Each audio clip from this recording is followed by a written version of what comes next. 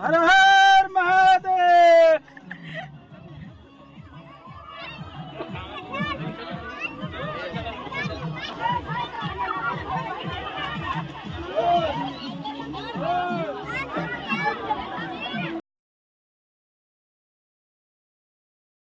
श्रावण मास आणि भोलेनाथाची भक्ती यांचा सुंदर संगम म्हणजे कावड यात्रा। अशाच भक्तिभावाने मनोर मधल्या जय बजरंग मित्र मंडळातर्फे भव्य शिव कावड यात्रेचे आयोजन करण्यात आले होते। आज 4 ऑगस्ट रोजी उत्तर भारतीय यांचा शेवटचा श्रावण सोमवार आहे। या शेवटच्या श्रावण सोमवार निमित्तानं मनोरमध्ये जय बजरंग मित्र मंडळ यांच्या वतीनं मनोर गाव ते वैतरणा नदीपर्यंत या भव्य कावड यात्रेचे आयोजन करण्यात आले होते। अनेक वर्षापासून सुरू असलेला हा उपक्रम यंदाही मोठ्या उत्साहात आणि भक्ती भावाने पार पडला। आज 4 ऑगस्ट रोजी श्रावण महिन्यातील शेवटच्या सोमवारी कावड यात्रा मनोर येथून निघाली होती।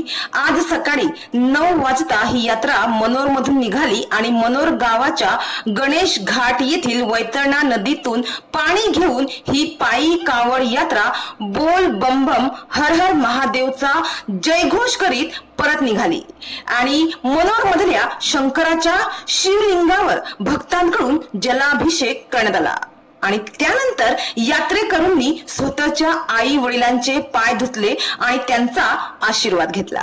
श्रावण महिन्यात गावाजवळील नदीतील पाणी कावड मध्ये भरून महादेवाच्या नावाचा गजर करीत कावड यात्रेतून गावातील महादेवाच्या पिंडीवर जलाभिषेक करण्याची हिंदू धर्माची ही परंपरा आहे आणि मनोर मध्ये गेली अनेक वर्षापासून ही परंपरा जोपासली जात आहे। आज सोमवारी सकाळी नदीकाठी सर्व उत्तर भारतीय म्हणजेच कावडधारी म्हणजेच शिवभक्त आपल्या खांद्यावर कावड भगवे झेंडे घेऊन हर हर महादेव नावाचा जयघोष करत होते। महादेवाच्या नामाने सर्व परिसर दुमदुमून गेला होता। यावेळी मनोर गावातील प्रतिष्ठित नागरिक, महिला, तरुण तरुणी मोठ्या संख्येने या कावड यात्रेत सहभागी झाले होते। यावेळी पोलीस बंदोबस्तही तैनात करण्यात आला होता। सामान्य नागरिकांना कावड यात्रेत कोणताही त्रास होऊ नये अथवा वाहतूक कोंडी होऊ नये याची खबरदारी घेण्यात आली होती। शंकर मंदिरात कावड यात्रेत आलेल्या भाविकांसाठी महाप्रसादाचे आयोजन देखील यावेळी करण्यात आले होते।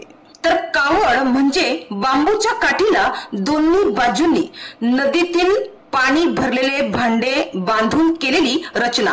कावड यात्रेची उत्पत्ती समुद्र मंथनाच्या कथेशी संबंधित आहे। कावड यात्रेची एक कथा समुद्र मंथनाशी संबंधित आहे।